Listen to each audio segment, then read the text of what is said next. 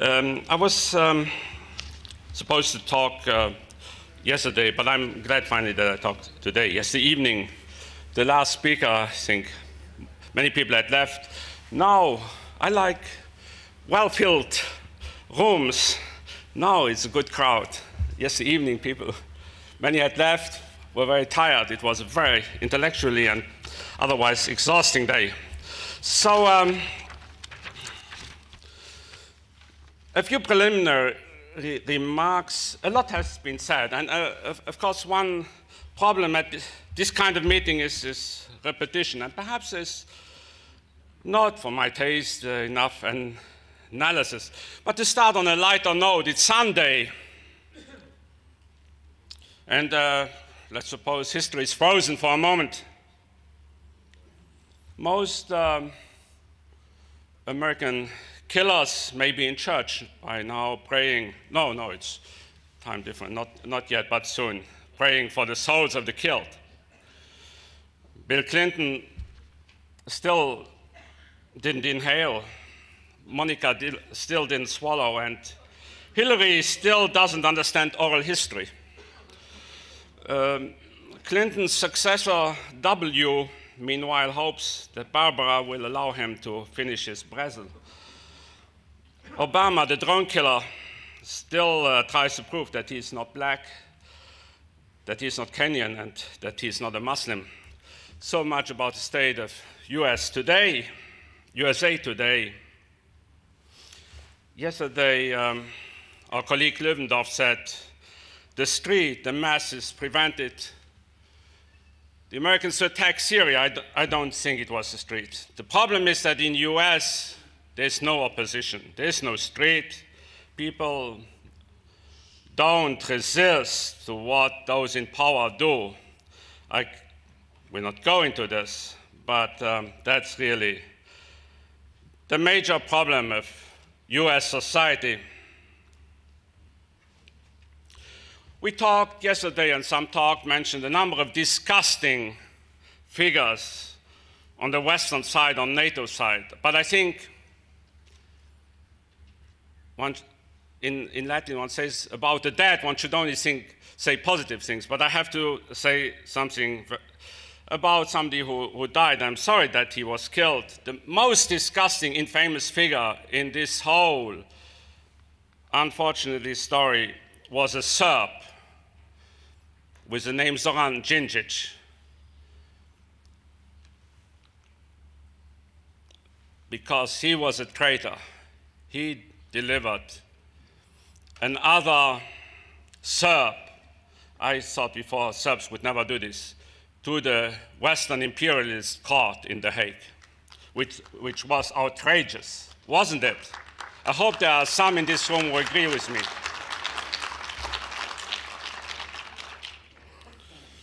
So yesterday also want to say, listening to some, that even in this room, some are tempted to try, coming from the West, to teach Serbs a lesson. And I think this war 15 years ago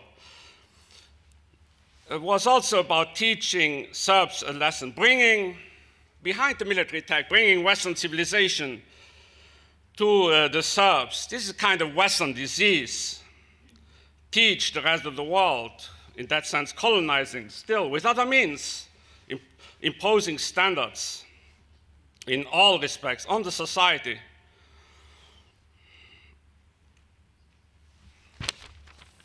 For me personally, this war that started 15 years ago was something dramatic. I wrote a diary. I have never published it. And I wrote the book in a second form, as an integrated form. And there was, through the daily atrocities, there was a mounting rage in me.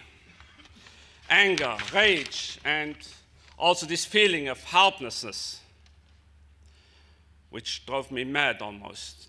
Not being able to do anything to stop this madness going on against innocent people in the country where we are now. So let me now come. I send the text some elements. I give only a few elements of this. Why this war? There are many, many reasons, but one main reason was that NATO wanted to prove its raison d'etre, which it had objectively lost with the end of the Soviet Union. That took the conceptual basis of NATO away. So since the early 90s, NATO had been desperately looking for a new rationale. And now in Serbia, against Serbia, defense of Serbia, it was able to show the world, look, we exist because we are still able to destroy and to kill. Other reasons, of course, were to break the will of the very few countries and leaders who did not comply with the American design and replace them with lackeys. We have here the representative of Venezuela, and I remember not long before his death, I had a meeting with some friends, François Ota, Samir Amin, and Ignacio Ramonet, and others, with 6.5 hours with Hugo Chavez, and he had brought books and talked to us, not just about Marx's Capital. So this reminded me when I heard you of him. The aim of the war was also to underscore the American claim that the US is the only superpower and the global hegemon, and to demonstrate to the whole world who will dominate the 21st century.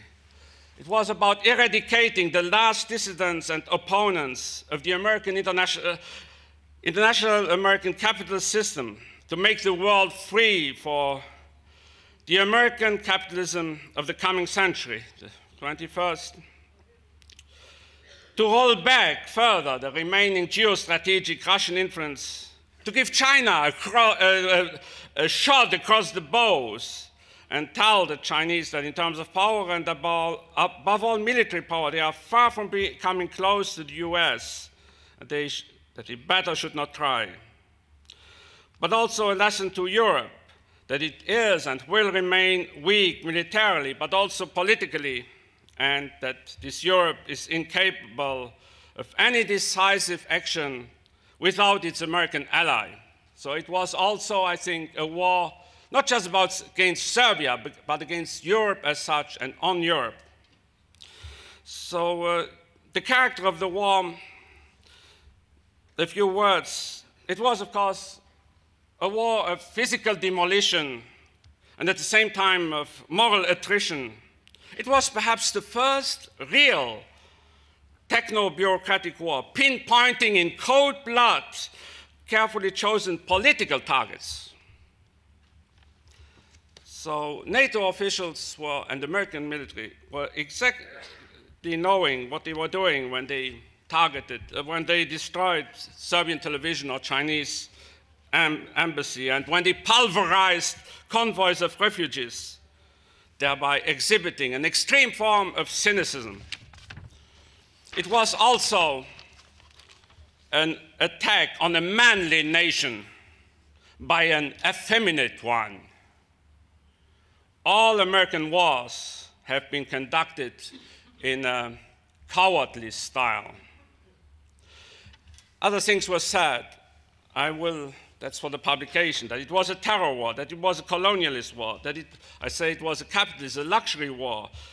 The fascist character was underlined by others, a kind of cold, soft fascism that was at work.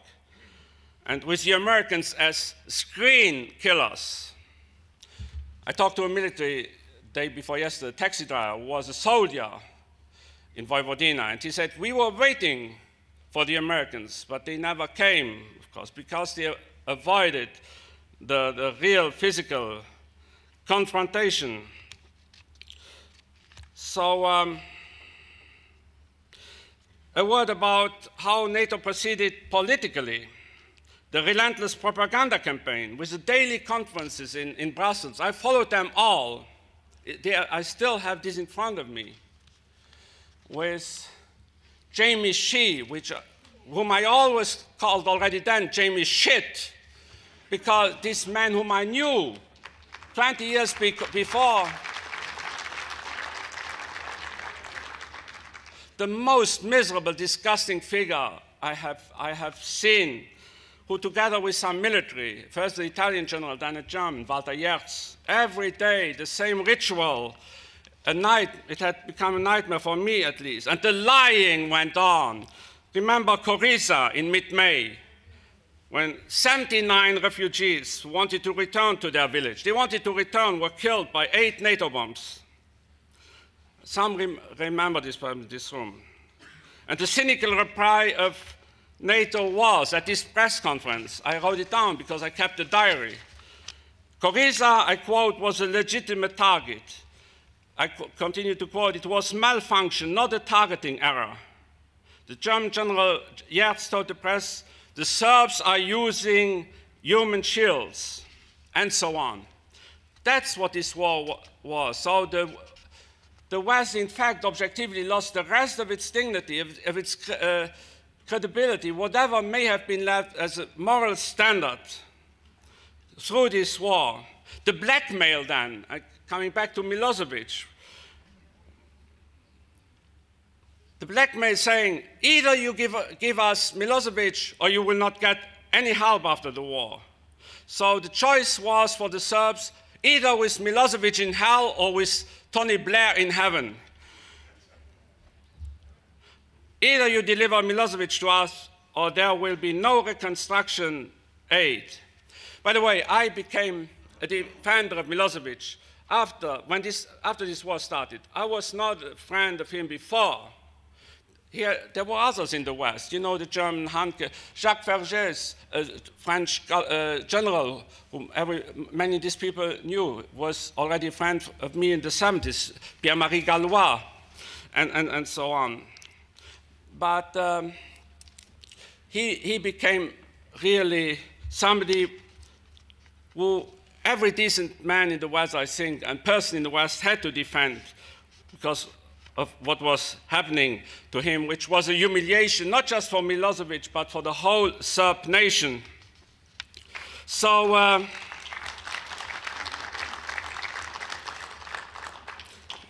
very briefly, the role of the media. If I had more time, I would go in this. You remember also at these press conferences and also the complicity of the journalists. That was the first time the rest of the Western media lost their self-esteem and engaged in just propaganda. Later, there were the embedded, you remember, in Iraq, the embedded journalists. So, but the Orwellian language, war is peace, destruction is liberation. So all journalists started, practically all, during this month, to behave as flunkies of NATO, that means of Washington, D.C. And they gave up their last deontological concerns, the last remnants of shame, because we in the West, and I'm ashamed, I was ashamed through my passport, through being, I'm from Luxembourg. It has not a big imperialist or colonial tradition. It doesn't matter, Luxembourg, it's just, I don't know what it is, but but I was ashamed. I felt the shame, and I still feel it today, because I became part of the crime. And here, many in the room, whether we like it or not, we are part of this crime. And still, in the world that's going on now, the attacks, the aggressions now. So the journalists became a docile, hungry pack, keen on getting from the NATO officials their daily chunks of news thrown to them by civilian and military representatives of the Western military organization. And this deplorable practice was continued in Afghanistan and in Iraq, and it's continuing today. So, sorry, yes. Oh, I can imagine. Sorry, I followed the bad example of some people yesterday. Somebody talked 23 minutes yesterday and somebody 24. Sorry for that. So I finished then sometimes some of the longer-term consequences of the war. So NATO was turned from an alliance focused mainly for decades on deterrence and defense towards aggression and offense.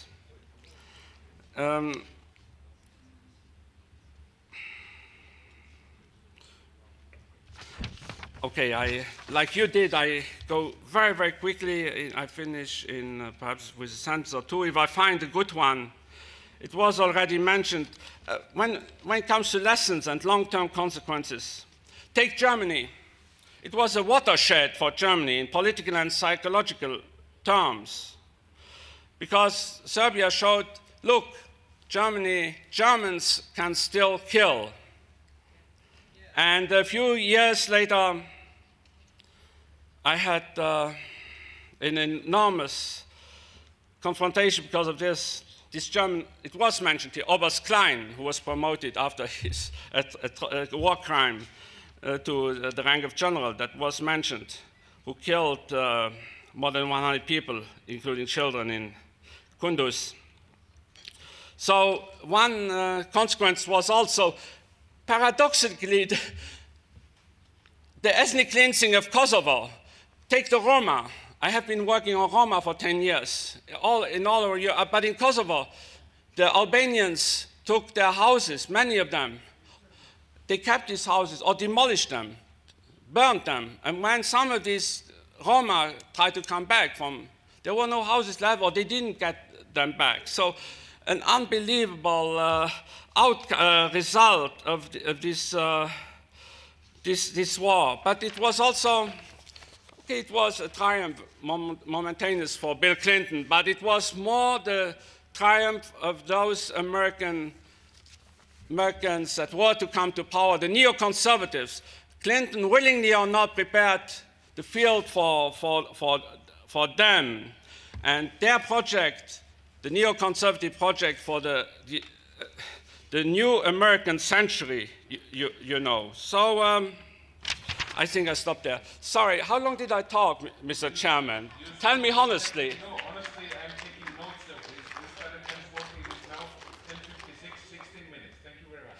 Oh, yes. I'm almost like Hugo Chavez. Sorry for